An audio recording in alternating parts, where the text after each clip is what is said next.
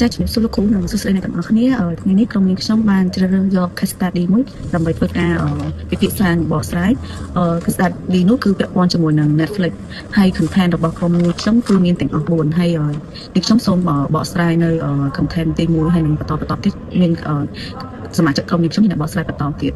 ចាចំពោះ content ទី1យើងខ្ញុំនឹងធ្វើការបកស្រាយទៅលើគម្រោងអាជីវកម្មដំបូងរបស់ Netflix ពី DVD rental ទៅ streaming Netflix ត្រូវបានបង្កើតឡើងក្នុងឆ្នាំ1997ដែលលោក Reed Hastings ហើយអាជីវកម្មដំបូងរបស់ Netflix ហ្នឹងគឺជាហាងជួល DVD បន្តមកទៀត Netflix បានដាក់បន្ថែមនូវសេវាកម្មមួយទៀតគឺ online ordering and no late fee មានន័យថាអតិថិជនកាន់តែមានភាពងាយស្រួលជាងមុនដោយអាចចូលទៅកាន់ website របស់ក្រុមហ៊ុនហើយធ្វើការ order នៅ DVD រឿងដែលខ្លួនចង់មើលហើយក្រុមហ៊ុននឹងផ្ញើ DVD តាមរយៈប្រេសនីយជូនទៅដល់អតិថិជន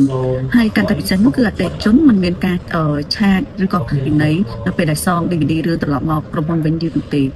ហើយនៅក្នុងឆ្នាំ2007ដែរ Netflix បានដាក់បន្ថែមនូវសេវាកម្មពិសេសថ្មីមួយទៀតគឺ streaming service នេះគឺជាជំហានដ៏គ្រោះថ្នាក់របស់ Netflix ប៉ុន្តែវាបាននាំ Netflix ទៅកាន់ភាពជោគជ័យដ៏អស្ចារ្យនៅពេលដែល Netflix សម្រេចចិត្ត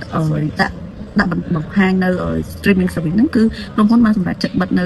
ទីតាំងហាងរបស់ខ្លួនតែម្ដងហើយងាកមក streaming service ទាំងស្រុងតែម្ដងទី2នេះខ្ញុំនឹងធ្វើការបកស្រាយអំពីដំណើរការជាកម្មរបស់ Netflix ដដែលប៉ុន្តែពី streaming to original content ហើយនៅក្នុង content ទី2នេះគឺវាពាក់ព័ន្ធជាមួយនឹង disruptive innovation ក្នុងឆ្នាំ2013 Netflix បានបង្កើតនៅស្នាដៃដ៏ធំមួយទៀតគឺគឺបង្កើតនៅ original content មានន័យថាបង្កើតរឿងដោយខ្លួនឯងតែគាត់មាន studio ផ្ទាល់ខ្លួនហើយរឿងដែលជាស្នាដៃដំបូងរបស់ Netflix ហ្នឹងគឺ House of Cards ដែលជារឿងទទួលបានដែលជារឿងបែបនយោបាយហើយទទួលបានការពេញនិយមពីសំណាក់អ្នកមើលហើយក្នុងដំណើរការអាជីវកម្មរបស់ Netflix បែបនេះបានធ្វើឲ្យមានផលរំខានទៅដល់អ្នកជំនួយខ្លួនរបស់គាត់ដែរដែលស្ថិតនៅក្នុងវិស័យកំសាន្តឧស្សាហកម្មកំសាន្តបែបនេះទីមួយគឺប៉ះពាល់ទៅលើ TV station មានន័យថាអត្រាចំនួនអ្នកមើល TV station ហ្នឹងគឺមានការថយចុះដោយមនុស្សគ្រប់គ្នាគ្រប់វ័យគឺចូលចិត្តទៅមើលរឿងនៅក្នុង Netflix វិញចំណែកទី2ហ្នឹងគឺប៉ះពាល់ទៅលើផលិតករក៏ដូចជា Hollywood ជាដើមក្រុមហ៊ុនផលិតរឿងផ្សេងៗជាដើមដែលពីមុន Netflix គ្រាន់តែជួលរឿងពីក្រុមហ៊ុនទាំងនោះហើយយកមកចាក់បញ្ចាំងនៅ website របស់ខ្លួនប៉ុន្តែពេលនេះ Netflix គាត់មានរឿងរបស់ខ្លួនឯងហើយចាក់បញ្ចាំងនៅ website របស់ខ្លួនឯងអញ្ចឹងគាត់មិនត្រូវការជួលរឿងពីក្រុមហ៊ុនផ្សេងទៀតទេដូច្នេះហើយគឺវាធ្វើឲ្យមានផលរំខានទៅលើប្រាក់ចំណូលរបស់ក្រុមហ៊ុនផលិតរឿងផ្សេងៗជាដើមចំណែកឯចុងក្រោយនេះគឺប៉ះពាល់ទៅលើអ្នកមើលដែរមានន័យថា Netflix គាត់បង្កើត content ដែលខ្លួនឯងបានហ្នឹងគឺអាស្រ័យទៅលើ rating data ដែលគាត់ប្រមូលបានពី website របស់គាត់មានន័យថាអ្នកមើលរបស់គាត់ចូលចិត្ត content របៀបណាគាត់ព្យាយាមបង្កើត content របៀបហ្នឹងឲ្យបានច្រើនតែគាត់អត់បានគិតពីផលប៉ះពាល់ទៅលើ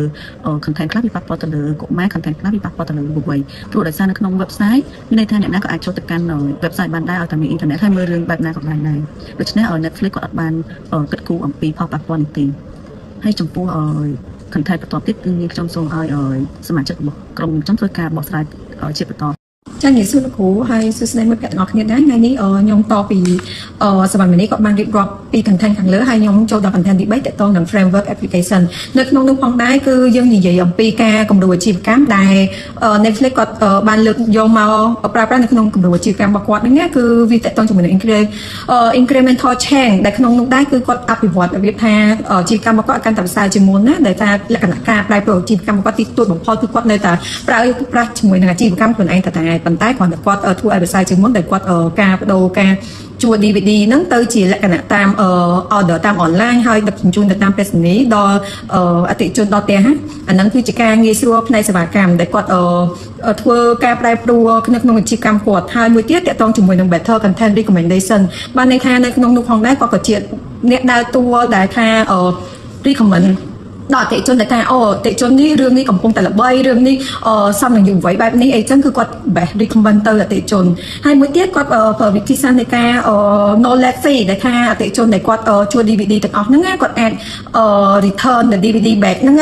អត់មានការកំណត់ទេនិយាយទៅគឺអត់មានត្រូវឆាយប្រាក់ពីណីអីទេគឺ no late fee ហ្មង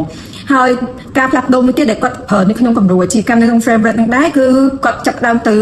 ផ្លាស់ប្ដូរទៅជា radical change ដែលការគម្រោងអាជីវកម្មរបស់គាត់ហ្នឹងគឺផ្លាស់ប្ដូរខ្លាំងមែនទែនសិនតែ360ដឺក្រេនៅក្នុងនោះណាដោយគាត់បោះបង់ចោលការបិទហាងជួល DVD របស់គាត់ហើយគាត់ចាប់ផ្ដើមជាមួយនឹងអាជីវកម្ម launching video streaming ដែលការផ្លាស់ប្ដូរនេះគឺវាដាស់ប្ដូរខ្លាំងមែនទែននិយាយទៅបិទពីហាងជួលមកធ្វើជាលក្ខណៈ launching video streaming វិញហើយ mình thẩm tập năng ấy quạt đài thua ở tiệm chun đó bà chăm bắt tàu chua hàng chui cái chuột đi nơi tam hàng thì tây cứ quạt ai mơ bán còn được quạt cho tận nông Netflix hay bên internet cứ quạt ai hợp hẹn cho mùi nâng cam mơ rương nơi tam video streaming nâng ba này 20 tiết quạt prai pro chi cam quạt được quạt chặt vô ca bằng cao content luôn ai để nơi nông nước cứ content để quạt tập ca tập bóng cái nó cứ hàng Oscar nâng đài đi quạt ban vậy nó khẳng lừa đấy 20 tiết tẹt tôn cho mùi nâng ca quạt để quạt great on studio ban đây tha quạt ផ្លាក់ដូរអាជីវកម្មរបស់គាត់ហ្នឹងដែលពីមុនគាត់ធ្លាប់តែទិញពីគេហើយធ្វើអ្វីដែរជួគេឬក៏ទិញ license ពីគេប៉ុន្តែឥឡូវអត់ទេគឺគាត់ចាប់ផ្ដើមធ្វើអាជីវកម្មខ្លួនឯងដោយគាត់បង្កើត studio ខ្លួនឯងហើយចូលដល់ចំណុចដែល disruptive innovation មានន័យថាការអភិវឌ្ឍច្នៃប្រឌិតរបស់គាត់ហ្នឹងគឺការអភិវឌ្ឍខ្លួន innovation របស់គាត់ហ្នឹងគឺវាប៉ះពាល់ដល់ដៃគូដែលសហការជាមួយគាត់ពីមុនដែលខ្ញុំបានរៀបរាប់ហ្នឹងគឺអ្នកបង្កើតមាតិកាឬក៏អ្នកផលិត content ឬក៏មួយទៀតគឺជាការដែលជួ studio ឬក៏លក់ license នៃគាត់ហ្នឹងគឺមានផលប៉ះពាល់ដល់គាត់ទៅនិយាយទៅគឺការលក់របស់ពួកគាត់ហ្នឹងថយចុះដែលធ្វើឲ្យប៉ះពាល់ដល់ដៃគូសហការរបស់គាត់ហ្នឹងដែលនៅលើវិស័យឧស្សាហកម្មភាពយន្តហ្នឹងផងដែរ ចាចូលមកដល់ content ទី1តើតើនឹង lesson for organization ដូចតែយើងបានរៀបរាប់នៅ slide ខាងលើរបស់គម្រោងអាជីវកម្មរបស់ Netflix អញ្ចឹង Netflix បានបង្រៀនយើងថា be proactive បានន័យថាទោះជាអាជីវកម្មរបស់យើងជោគជ័យក៏ដោយយើងត្រូវ keep moving ដល់ business ក៏ត្រូវតែធ្វើវាឲ្យវិសាលឡើងហើយ update វាទោះជាយើងជោគជ័យក៏ដោយក៏យើងត្រូវតែធ្វើអាជីវកម្មយើងនឹងកាន់តែវិសាលជាងមុនហើយមួយទៀត invest in technology យើងត្រូវតែហ៊ានវិនិយោគទុនទៅលើការប្រើបច្ចេកវិទ្យាព្រោះសម័យឥឡូវគឺយើងមានបច្ចេកវិទ្យាទំនើបច្រើនហើយមនុស្សចូលចិត្តភាពងាយស្រួលហើយនឹងចំណាយពេលវេលាហើយមួយទៀត Netflix គឺមានភាពឆ្លាតវៃក្នុងការ use data wisely ដែលគាត់អាចប្រមូលទិន្នន័យពីអតិថិជនរបស់គាត់ហ្នឹងមិនថាវ័យណាអតិថិជនគាត់ចូលចិត្តមើល content អីរឿងអីឬក៏ពេលវេលាណាគាត់អាចផលិតមាតិកាទៅតាមតម្រូវការរបស់អតិថិជនមួយទៀតតើតើនឹង Bibo បានន័យថា B brand គាត់ហ៊ានទទួលយកអ្វីដែលថ្មីដោយសារពីមុនឡើងគឺគាត់គឺជាក្រុមហ៊ុន DVD ជួ DVD ប៉ុន្តែគាត់ហ៊ានផ្លាស់ប្ដូរអាជីវកម្មរបស់គាត់360ទៅជាការដែល live video streaming ជាមួយនឹងការបង្កើត content ខ្លួនឯងហើយជាមួយនឹងការដែលបង្កើត studio ខ្លួនឯងផងដែរដែលធ្វើឲ្យអាជីវកម្មរបស់គាត់នឹងកាន់តែជោគជ័យខ្លាំងនៅក្នុងវិស័យឧស្សាហកម្មភាពយន្តហើយមួយទៀតតកតងជាមួយនឹង start small think big បានន័យថាទោះជា business របស់យើងបង្កើតចេញពី business តូតាយក៏ដោយប៉ុន្តែយើងត្រូវមានចក្ខុវិស័យខ្ពស់ដូចជា Netflix អញ្ចឹងដំបូងឡើងគាត់គ្រាន់តែជាក្រុមហ៊ុនជួ DVD មួយប៉ុន្តែគាត់មានក្តីសម័យនិងចក្ខុវិស័យខ្ពស់ធ្វើឲ្យអាជីវកម្មគាត់នឹងទទួលបានជោគជ័យរហូតមកដល់សប្តាហ៍ថ្ងៃ